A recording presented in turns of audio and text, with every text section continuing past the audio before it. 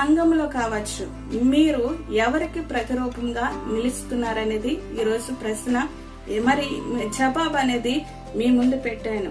Cent Nicholas కూడా ఈ విధంగానే ప్రశ్న వేసుకొని, నేను క్రీస్తు ప్రేమకు దాసుడిని, క్రీస్తు ప్రేమను నేను ఇతరులకు పంచుతానని ఆయన ఒక ప్రతిరూపముగా మరి నిలబడ్డాడు. క్రీస్తుకు ప్రతిరూపంగా ఆయన నిలబడ్డాడు.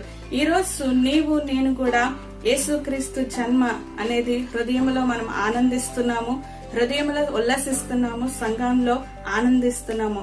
మన యొక్క ప్రభావితము, ప్రతిబింబము ఎవరికి సాదృశ్యంగా ఉన్నదనేది ఈ రోజు మనము తెలుసుకోవాలి, మరి పరిశీలన చేసుకోవాలి. మనము క్రీస్తు ప్రేమకి ప్రతిరూపముగా ఉన్నామా? క్రీస్తు ప్రేమకి మరి నిదర్శనంగా నిలబడుతున్నామా? క్రీస్తు ప్రేమకి అనేక మందికి మరి చూపిస్తున్నామా అనేది ఈ రోజు మనము పరిశీలన చేసుకోవాలి. దేవుని